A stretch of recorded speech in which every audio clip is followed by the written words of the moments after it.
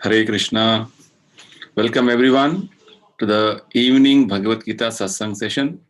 Before we begin a session, let's offer our prayers to Srila Prabhupada. Nama Om Vishnu Padaya Krishna Preshtaya Bhutale Srimate Bhakti Vedanta Swaminiti Namine Namaste Saraswati Deve Gauravani Pracharine Nirvisesha Shunyavadi Paschatya Deshatarine Jaya Shri Krishna Chaitanya Prabhu Nityananda Shri Advaita Gadadhara Shri Vasadi Gaura Bhakta Vrinda Hare Krishna Krishna Krishna Hare Hare Hare Rama, Rama Rama, Hare Hare. Shri Shri Radha Vrindavan Chandra ki jai. Shri Shri Nitai Gauranga ki jai. Srila Prabhupada ki jai. Nitai Gaura Premanande. Srimad Bhagavad Gita ki jai. So before we begin, we'd like to have the best wishes on the occasion of the advent of Srimad Bhagavad Gita. So today is the auspicious day of the appearance of Srimad Bhagavad Gita. 5,000 years ago, Lord Krishna spoke Bhagavad Gita to Arjuna on the battlefield of Kurukshetra. So let us pray to Lord Krishna and the devotees, Arjuna and all the great other personalities, and Srila Prabhupada, that they will all bless us to have a proper understanding of Bhagavad Gita for us. We have been sincerely endeavoring to understand Gita systematically, verse after verse. So on this auspicious occasion, let us all sincerely pray for their blessings. So with this auspicious note, let us begin our discussions of Bhagavad Gita on chapter 1. So chapter 1, already we have discussed until verse number 15. Chapter 1 is titled Observing the Armies on the Battlefield of Kurukshetra. So we will continue our discussions from verse number 16 onwards. So we have displayed now verse 16 to 18. These are all together. So chapter 1, verses 16 to 18. Ananta Vijayam Raja Kunti Putro Yudhisthiraha Nakulah Sahadevascha Sughosho Mani Pushpakau Kasyascha Parameshwasa Shikhandi Cha Maharataha Drishtadyumno Viratascha Satyakischa Parajitaha Drupado Draupadeyascha Sarvasha Prithivipate Sobhadrascha Mahabahuho Shankhan Dadmuho Prathak Prathak. Translation. King Yudhisthira, the son of Kunti, blew his conch shell, the Ananta Vijaya, and Nakula and Sahadeva blew the Sughosha and Manipushpaka. That great archer, the king of Kashi, the great fighter, Shikhandi, Drishtadyumna, Virata, and the unconquerable Satyaki, Drupada, the sons of Draupadi, and the others, O king, such as the son of Subhadra, greatly armed, all blew their respective conch shells. So herein we are seeing a detailed description of the different conch shells which are blown by different other personalities, great warriors on the side of the Pandavas. In the previous verse, verse number 15, we heard that Lord Krishna blew his conch shell by name Panchajanya, and Arjuna blew his conch shell known as Devadatta, and Bhima blew his conch shell known as Poundram. And also we discussed how these personalities, Lord Krishna, who is Supreme Personality of Godhead, he was addressed as Rishikesham. We understood the import meaning of Rishikesha. And Arjuna is also known as Dhananjaya. And Bhima is known as Vrikodara. Right? And in the verses which we are read just now, 16 to 18, again the description of Pandavas continues. Yudhisthira, King Yudhisthira, is Kunti Putra. Right? So Kunti Putra Yudhisthira, he blew his conch shell and the conch shell name is Ananta Vijaya. And Nakula, he blew his conch shell, and the name of the conch shell is Sughosha. And Sahadeva, the last of the Pandavas, youngest of the Pandavas, he blew his conch shell, and the conch shell name is Manipushpaka. So nicely, so wonderfully, everything is described. So here, the main point which we need to understand and appreciate is that in this verse is that Dhritarashtra is being addressed as Prithvi Pate, as you can see in the verse number 18. Sarvashah Prithvi Pate means Sanjay is listing so many names of the different great warriors on the Pandava side and is addressing Dhritarashtra as Prithvi Pate. Prithvi means the earth. And he's telling, you are the lord of the earth or lord of the world. Basically, Prithvi means this earth planet. So 5,000 years ago, from the statement of Sanjaya, we can get an understanding that the king of Hastinapura, the modern day New Delhi, was the emperor of the whole world. The king from Hastinapura used to have that supremacy, sovereignty over all the other parts of the world, and he was sitting at Hastinapura. There was one king.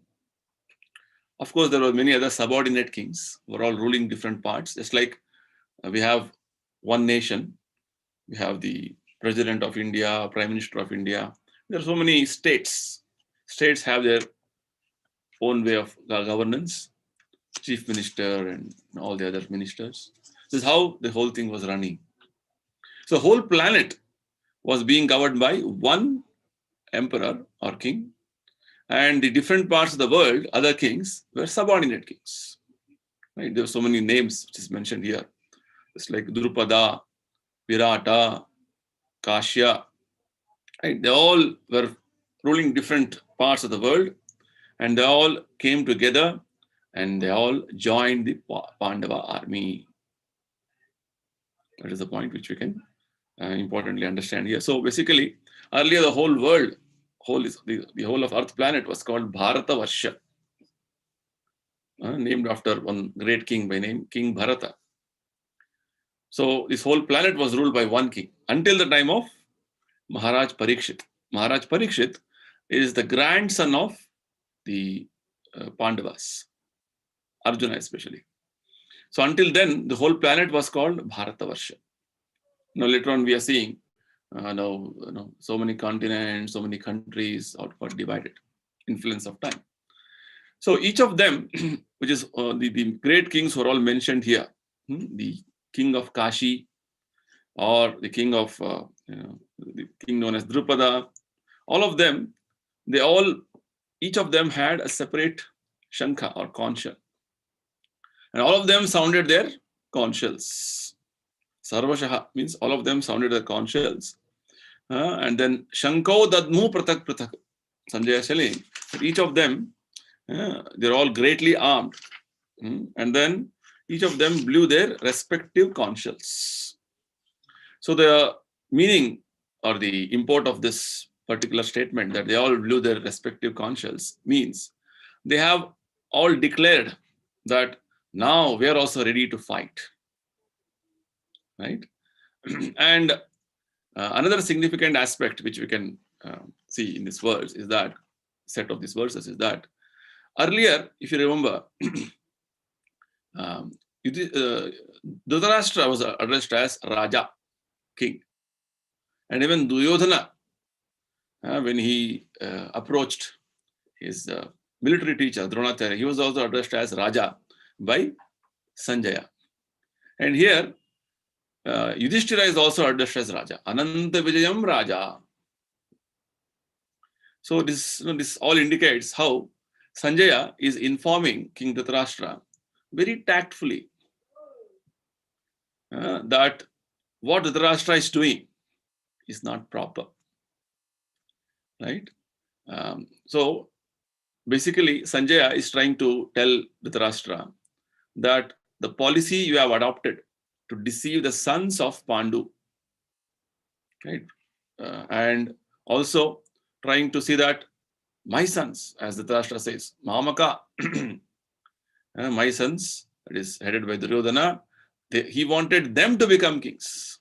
His own sons, he wanted to see that they become kings. Right? So Sanjaya indirectly, very tactfully, has indicated, pinpointed to Dhritarashtra, see, there are so many kings. You are also king. Duryodhana also is king. Yudhisthira also is king. So basically, Sanjaya wanted to indicate a kingdom cannot have many kings. Right? So the point here is Dhritarashtra was very determined that I could not become the king, or I'm just a caretaker king. I would like to make my sons as the kings.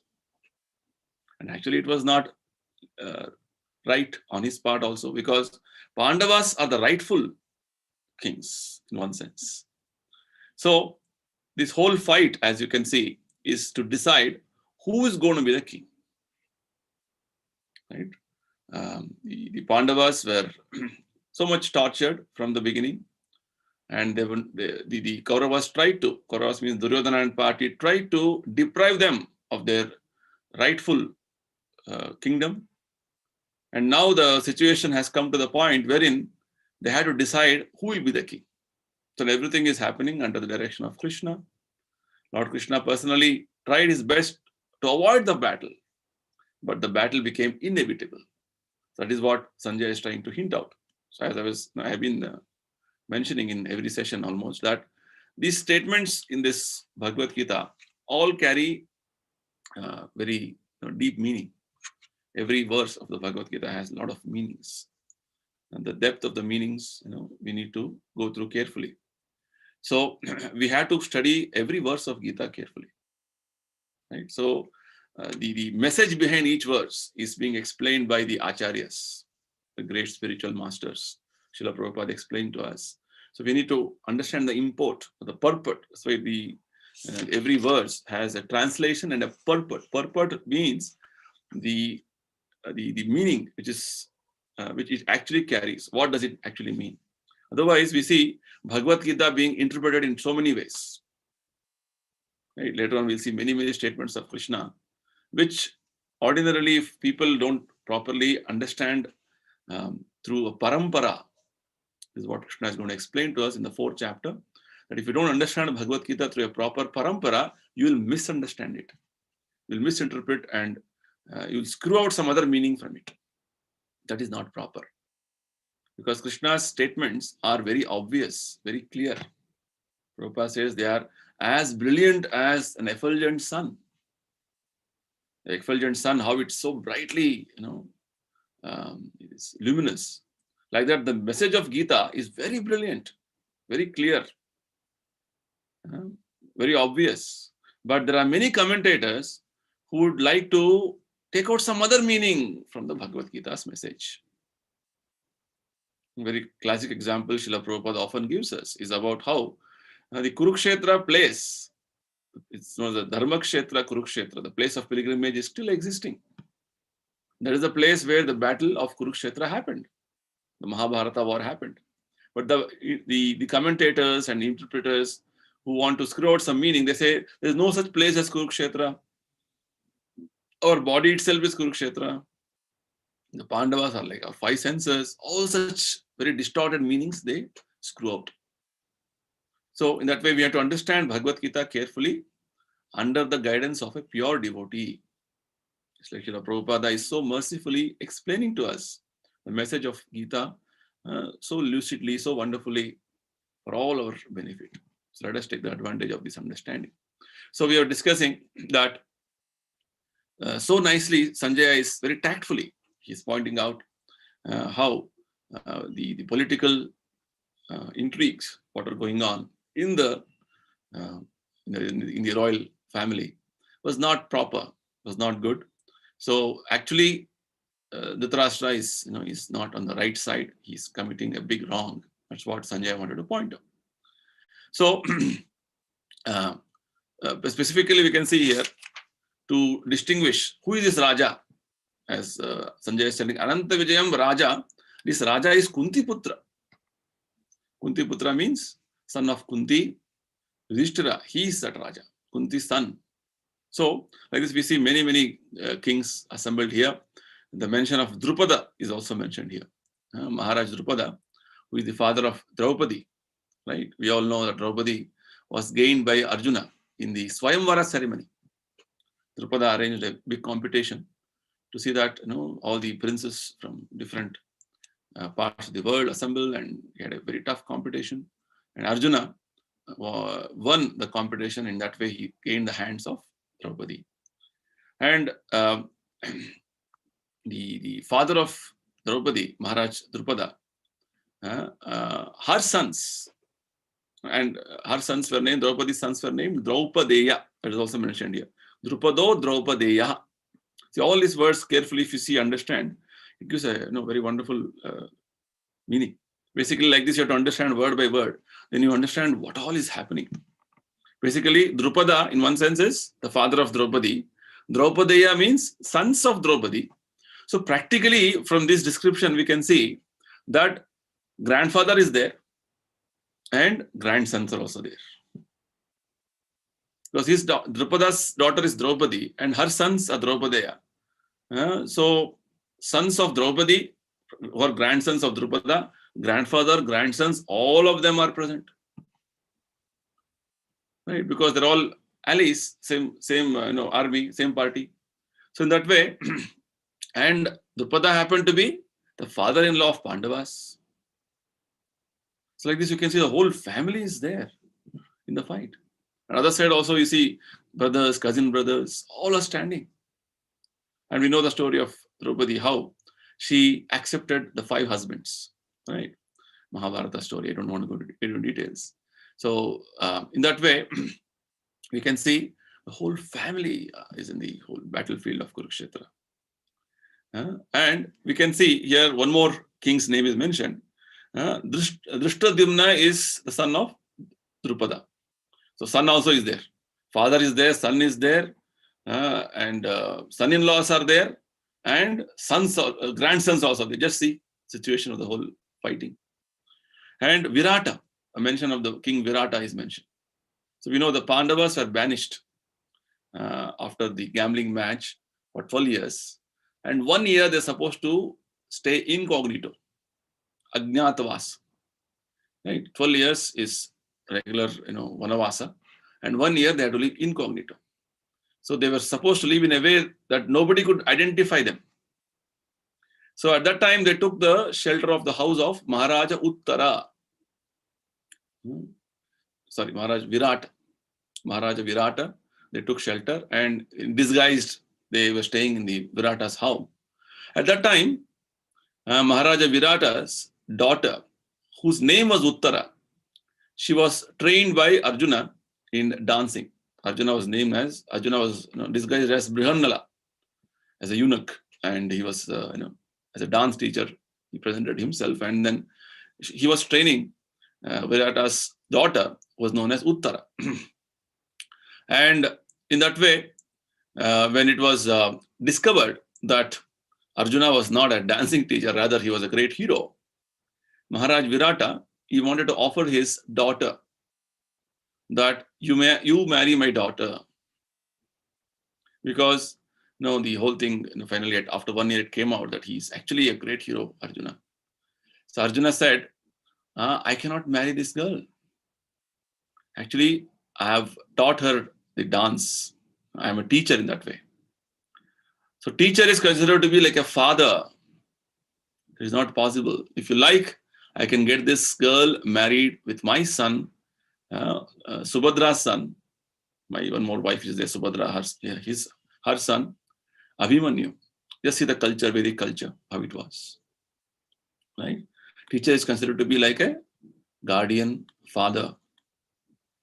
Right? So teacher is, all these examples in Mahabharata are teaching us great principles from the Vedic wisdom.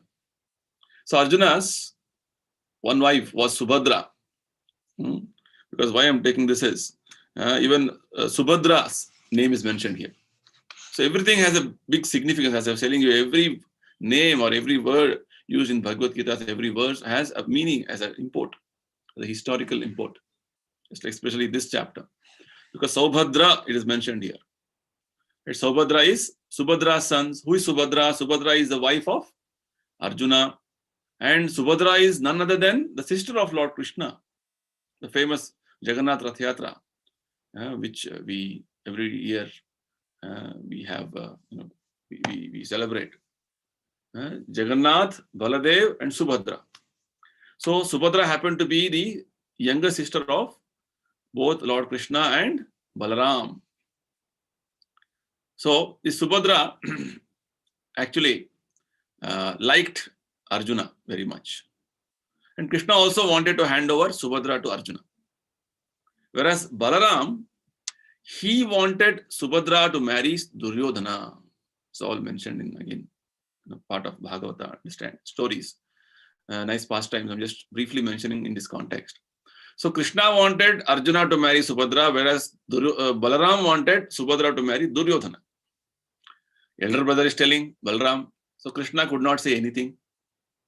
Elder brothers had decided. See, the Vedic culture is when elders decide, the younger people in the family, they don't have much to say, right? So, but Krishna very much wanted Subhadra to marry Arjuna.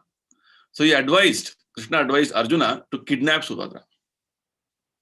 So this all shows how much Krishna was so affectionate to his friend Arjuna. And Arjuna had to, Arjuna also liked to marry Subhadra. Subhadra also liked to marry Arjuna, but the elder brother of Subhadra, who is Balaram, he did not agree. That way, the plan was made to kidnap Subhadra. And this is how the kidnapping was all allowed among the Kshatriyas. This is called Kshatriya marriage. Unless there is a fight, that marriage is not complete. We see many instances like this in the Kshatriya marriage. The women who wear this the red vermilion in the center of the hair after marriage, that is a Kshatriya principle actually. The red vermilion supposed to be when a girl is married in a Kshatriya spirit like this with the fighting. What happened is that after killing the opposite party, the blood will be smeared over the hair of the bridegroom. Okay, sorry, bride. That is the way that it shows that I have conquered you. I have become victorious on you. The bridegroom would kill, would fight against the opposing parties, and he would kill them, and that blood would be smeared on the hair of the bride. So in that way, every marriage we see, even Krishna, who married 16,108 wives, each wife was married in a fighting. Nicely Bhagavatam explains how even with the first wife whom he married, Rukmini Vivaha is a very nice instance in the Bhagavata. And the first wife of Krishna, he happened to be the first queen of Krishna. Then actually, she was also kidnapped by Krishna in one sense. Actually, Rukmini was settled up to be married by Shishupala, by his elder brother, by her elder brother. Rukmini had a elder brother by name Rukma. So he wanted to see that his sister should marry Shishupala. And Shishupala, he also happened to be the cousin brother of Lord Krishna. See, all this interlinks. And Rukmini actually did not like that. She did not want to marry Shishupala. She wanted to marry Krishna. And Rukmini, as a brave Kshatriya, daughter, Kshatriya king daughter, she boldly sent a letter to Krishna that, see, my position is like this. Actually, I want to marry you. My brother Rukma, he has decided to hand over me to Shishupala, but I don't like this. So please arrange for kidnapping me. Yes, see. So in this way, a Brahmana was sent with a letter to Krishna, and that way Krishna immediately started from Dwaraka, and he came to Vidarbha, and all that incidents, nicely described in Bhagavad. So like this, we can see how a Kshatriya his responsibility are so great that we understood in one of our sessions that Kshatriya spirit means there is opponent challenging you to fight, you have to fight. Similarly, a Kshatriya's principle is that if a girl is proposing that I want to marry you, a Kshatriya cannot refuse. Right? He must marry that girl. That is the point. So even at the risk of his life, he has to do that. Just like Krishna, he took the risk. He knew Rukma, the brother of Rukmini, and Shishupala and all the other inimical kings are all assembled in Vidarbha. But even then, Krishna took the risk and went there. This is known as Kshatriya spirit. Similarly, we see even in with regard to Bhima also, one Rakshasi, she wanted to marry Bhima, but Bhima refused. So this Rakshasi, she went and complained to Kunti and Maharaj Yudhisthira, because that time they were in the forest. I want to marry Bhima, but he has refused to marry me. Then Yudhishthira Maharaj advised Bhima and compelled him, you must marry. Even though she is a Rakshasi, you are a Kshatriya, you cannot refuse. So this was the system. So like this, so many wonderful things are explained in the Mahabharata. And Mahabharata, that way is known as the fifth Veda, Panchama Veda, the four Vedas, we have heard of. Mahabharata is known as the fifth Veda, Panchama Veda in the Bhagavata. Why? Because the Mahabharata is actually compiled, is a historical account of what happened in the greater India, whole Bharata Varsha, 5,000 years ago.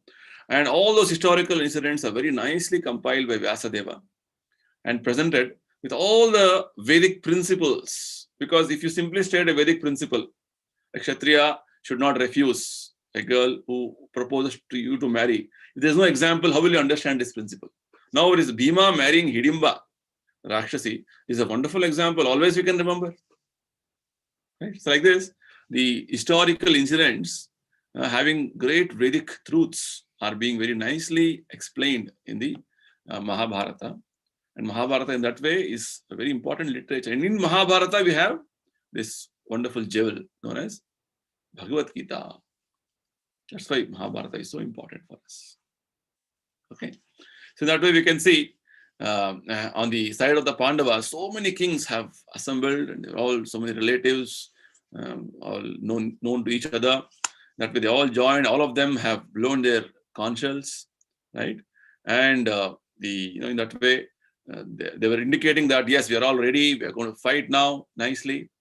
And one more thing which we can see from Sanjaya's statement, actually Sanjaya is speaking now. Sanjaya is speaking to Dhritarashtra. So Sanjaya has already informed King Dhritarashtra that, see, your political policy of trying to avoid Pandavas from their rightful kingdom is not correct. So basically what you're doing is a big blunder, what you're doing. The indications what you're seeing here now, that all these great kings have all assembled together. Drupada, the Kashi Raja. Kashi means Banaras, the king of Kashi. Again, a very historically is very old place, and also the king from that place is very important king. Always he used to participate in many battles. So the king of Kashi has come, Virata has come, and all the sons and grandsons and everybody are assembled on the battlefield.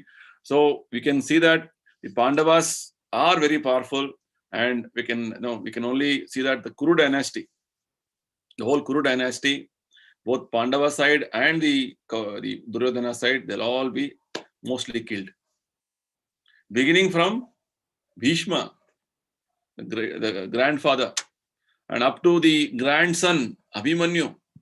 Like that, grandfather, great-grandfather, grandfather, son-in-law, sons, then all this like this, the grandsons, everybody will be killed. The whole world, all the kings who have assembled here, all of them will be killed, and all of will be it will be a big catastrophe. So basically Sanjay wanted to indicate that this big catastrophe, what has happened now, was due to King Dhritarashtra, because he very openly encouraged the policy followed by his sons, Duryodhana and party. This is the indication. Okay, so let's read the next verse now.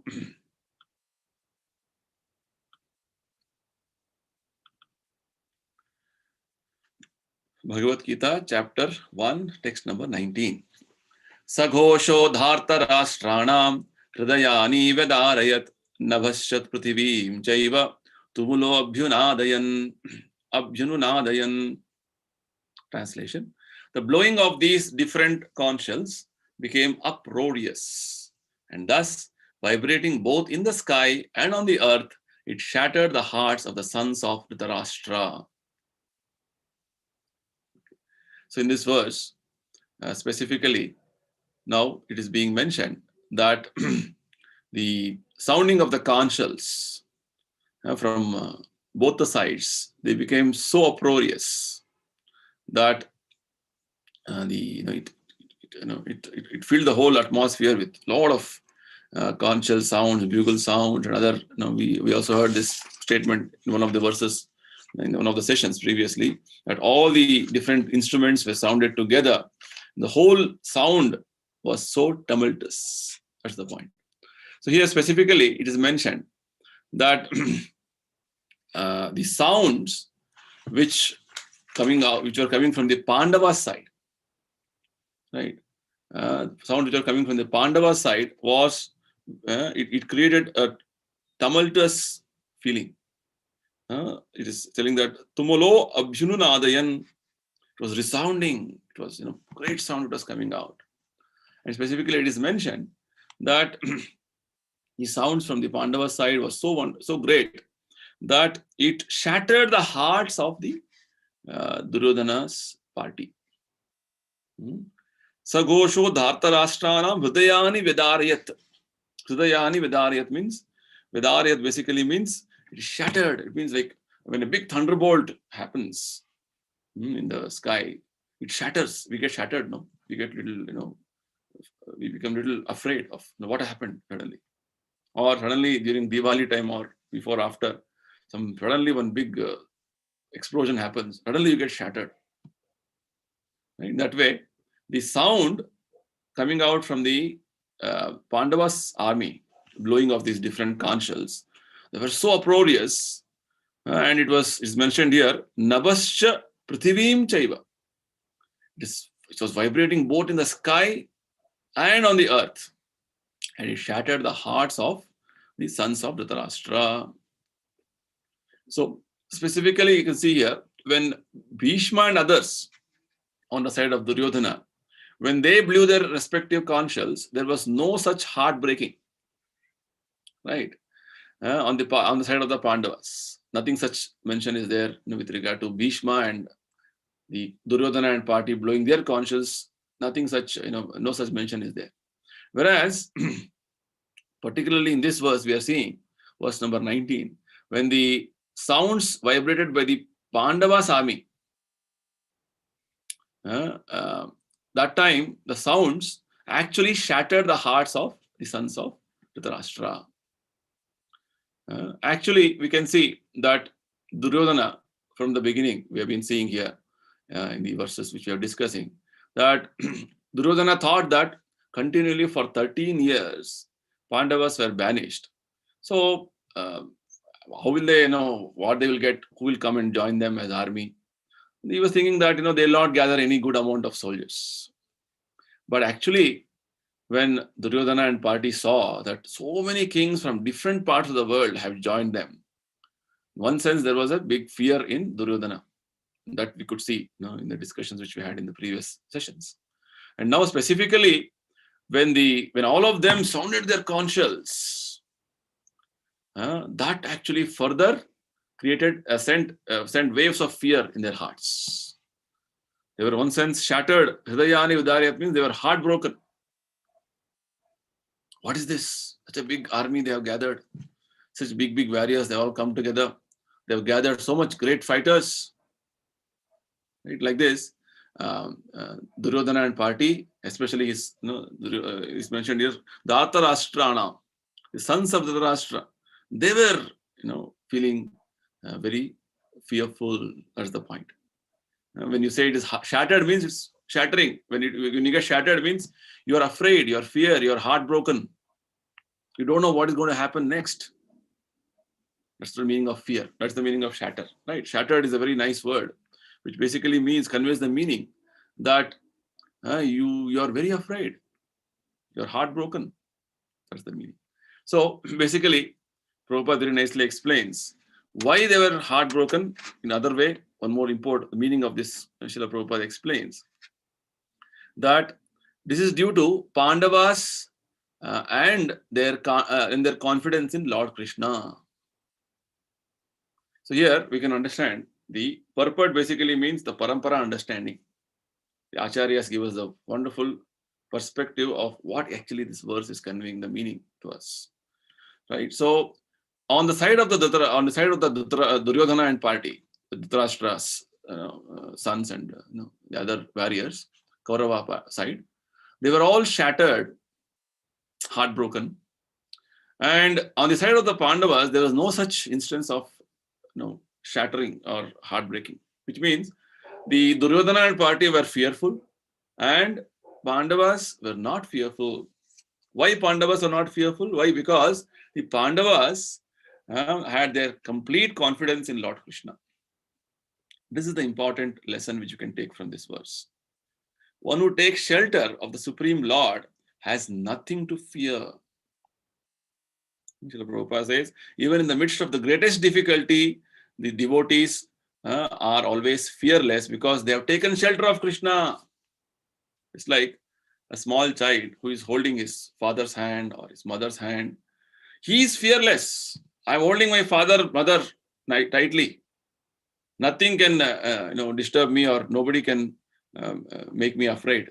He always goes and embraces his father or mother, his parents. Likewise, the devotee is completely taken shelter of Lord Krishna. So he has nothing to fear. The famous example of Lord Krishna lifting the Govardhana hill. Girivaradhari. Lord Krishna is known as Girivaradhari. Why Girivaradhari? Because when the inhabitants of Vrindavan, they followed the advice of Lord Krishna not to perform Indra Puja, worship of Indra, 1 year, and because every year they used to worship Indra, and the reason was, Indra is supplying us rains, let us worship Indra. That was the reason. But Krishna said, no, not required. You just worship Govardhana and just follow my advice. And this is enough sufficient. All the offerings you give to Govardhana. When this was done, Indra became very angry. This year, Vrindavan residents have not offered their worship to me. So he sent torrents of rain. It said that, Bhagavata explains, he sent clouds known as Samvartaka clouds, which are supposed to be sent when there is devastation, universal devastation. There was heavy rains, torrents of rains. Then the water was falling like the trunks of elephants, it's mentioned. The whole Vrindavan is flooded. So similarly, the Vrindavan Vasis were all shattered. Because suddenly such big rain, heavy rains flooded. The whole Vrindavan was flooded. They were all shattered. What happened? The fear of Indra is so great that we are all put into such difficult situation. Once they were shattered. So Krishna, what did he do? He immediately lifted the Govardhana hill with his left hand little finger, and he said, Vrindavan Vasis, please, all of you come under this Govardhana hill. I am lifting this as an umbrella, and you please, be here without any difficulty, without any fear. Right? So everybody followed Lord Krishna. They just stayed, under the shelter of Lord Krishna, and that is what we can see when you are under the shelter of Krishna. How then nothing can cause you fear, because Krishna is going to protect you always. Right? So today's poster, which we have posted, it is indicating that only. I just want to show the poster today. Take shelter of Lord Krishna and become fearless. If you take shelter of Lord Krishna, you will become fearless. Otherwise, if next option is take shelter of Maya, which means you'll always be in fear, great fear. Bhayam dvitiyavi niveshata syad ishadapetasya viparyo smriti. Bhagavad explains, if you take shelter of Maya, which we are already in shelter of now, then we'll be always in fear. Whereas you take shelter of Krishna, you will be fearless. It's a very simple lesson being given in this 19th verse. Pandavas always took shelter of Lord Krishna, so they were fearless. One who takes shelter of Supreme Lord Krishna has nothing to fear, even in the midst of greatest difficulty. The inhabitants of Vrindavan were so much in great difficulty. Practically, their houses were all, completely drowned. They had nothing, practically. But they took shelter of Krishna, and Krishna gave them shelter. So Krishna is known as Bhakta Vatsala. So we have a very wonderful song, bhajan, written by one of the acharyas, who gives this the meaning of how to take shelter of Lord Krishna. Because all of us would like to take shelter of Lord Krishna. But how to take shelter of Lord Krishna and why we should take shelter of Lord Krishna? Sometimes people have questions. So it's a nice song which the Acharya Govinda Das has written this. He nicely explains to us how to take shelter of Lord Krishna. The song goes like this. Bhajuhure mana Srinanda Nandana Bhaya Charanara Vindare Durlabha Manava Janama Satsange Tarahuye Bhava Sindhure.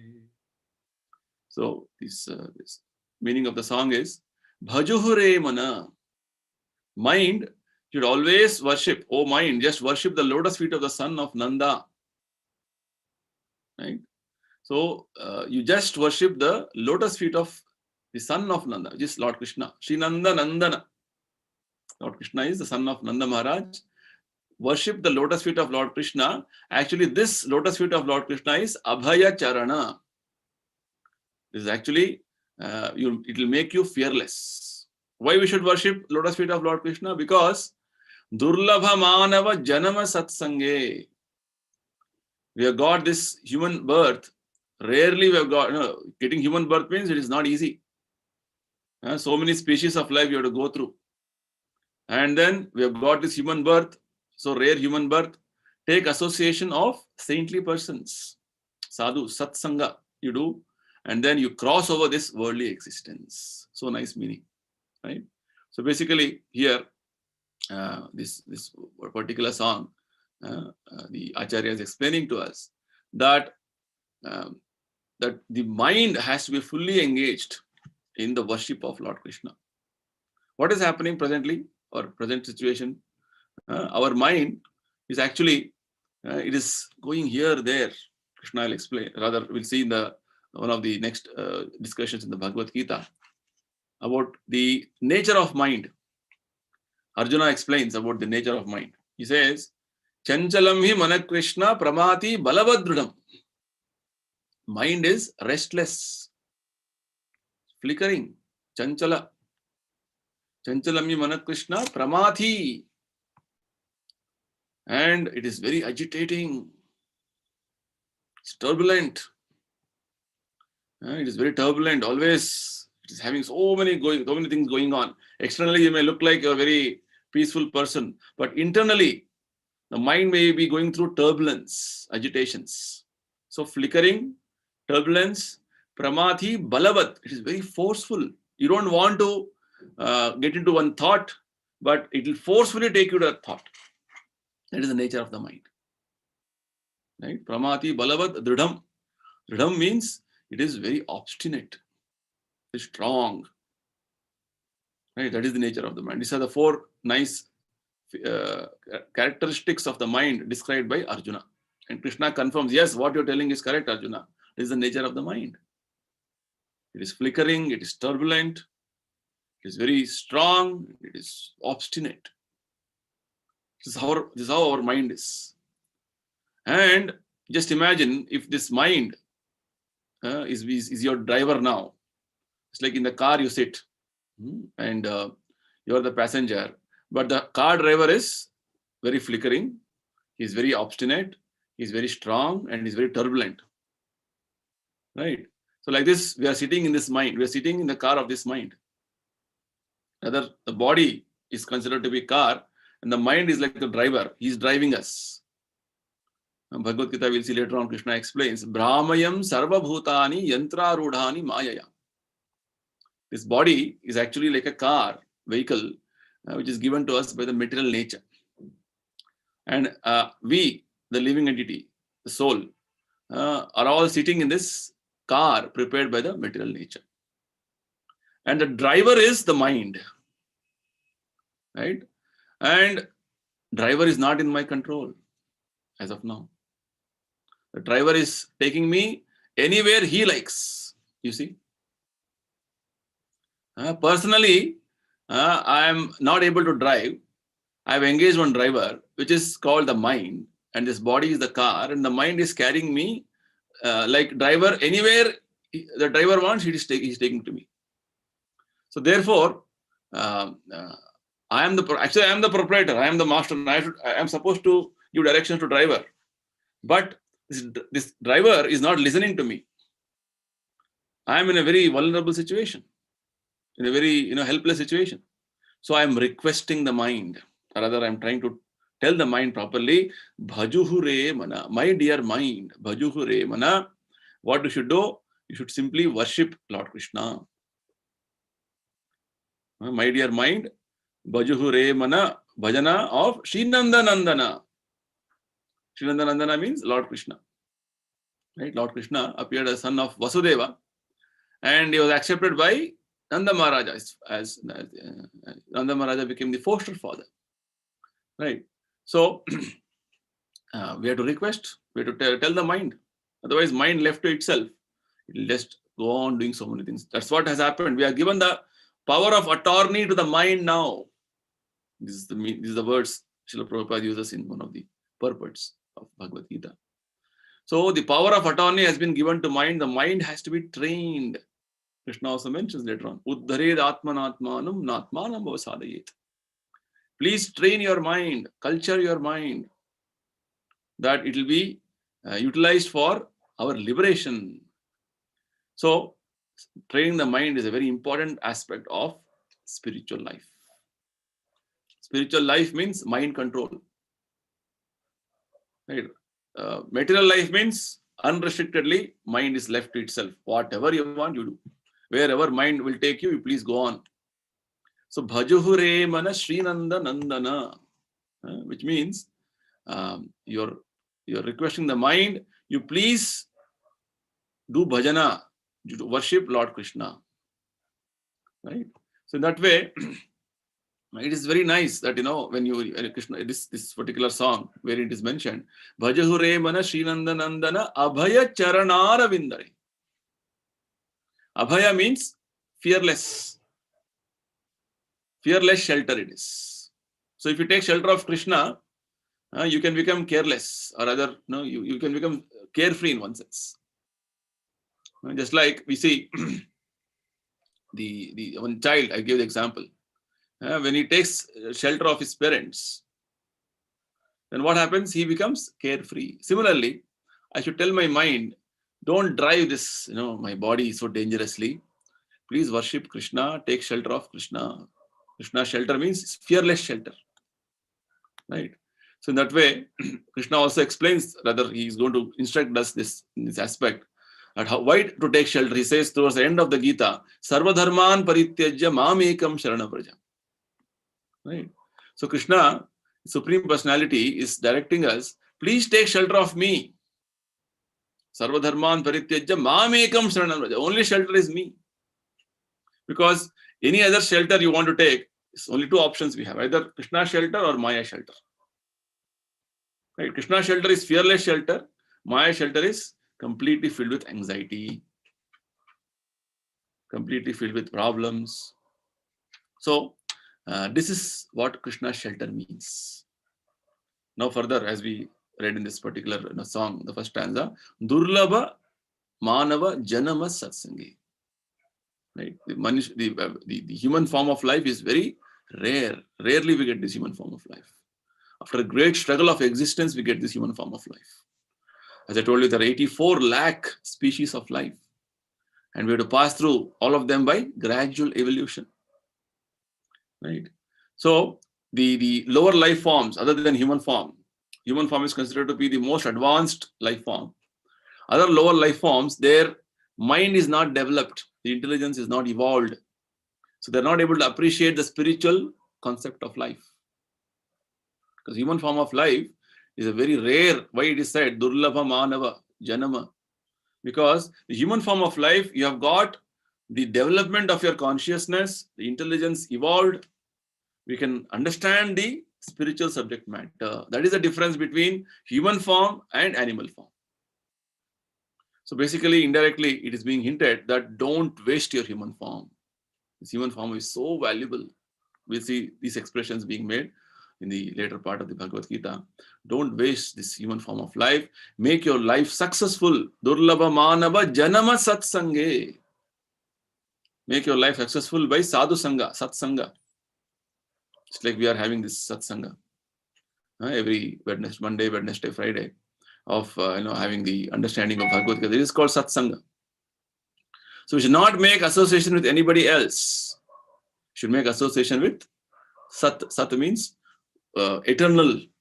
That association which is going to give you eternal life. Satsanga, sadhu sangha, satsanga means that association will give me eternal, happy, blissful, permanent life. So to make your human life very successful, it is so valuable. Our human life is so valuable. You should not simply associate. Don't ever associate with which is not Sat. Right? So for purpose of business, you may just want to deal with the Asat. Right? Chaitanya Mahaprabhu says, Asat Sangatyaga e Vaishnavachar. Very simple definition of who is a Vaishnava, who is a devotee, Chaitanya Mahaprabhu says. Give up the association of non-devotees, Asat Sangatyaga. Asat Sangha means who are non-devotees, who are materialists, whose mind is only absorbed in how to earn more money, how to enjoy this material world, how to become very famous in the material world, how to enjoy my senses to the maximum extent. This is called Asat Sangha. Right? So, very simple definition, Chaitanya Mahaprabhu says, Asat Sangha Eka, two definitions Chaitanya Mahaprabhu gives about Asat Sangha. He says, one is Krishna Abhakta, one is a non-devotee of Krishna, one more is who is attached to opposite sex, Vishaya. Right? He was attached to opposite sex and fully indulged in sexual acts. That is called Asat. So this is what the whole world is right now. If you associate with Asat, then you'll just be going on. What happens? Durlabha janama satsange taro ye bhava sindhure. If you associate with Sat, that is devotees, sadhus, then you'll be crossing the ocean of cycle of birth and death. If you associate with Asat, then your continuation in the material world of repeated birth and death will go on. Punarapi jananam, punarapi maranam. This is what is going to happen to us. So that way, very nicely, this particular song is explaining how this human life is so rare. So this mind is actually is the instrument which is actually driver, which is taking us in different ways. So just train the mind properly and train the mind to always think of Lord Krishna. That is going to solve all the problems of our existence. Mind left to itself, Krishna says, it will be your worst enemy. Mind properly controlled, then he'll be the best friend. Right? We'll just go through quickly the other stanzas of this wonderful song. It is going to further give us an understanding why this particular prayer is being made. Stanza number 2. Sita atapa batabarishana edina jamini jagire bifale sevinu krupana durajana chapala sukala balagire. So both in the day and night I remain sleepless. Sita atapa batabarishana edina jamini jagire. Why your sleepless nights you're having?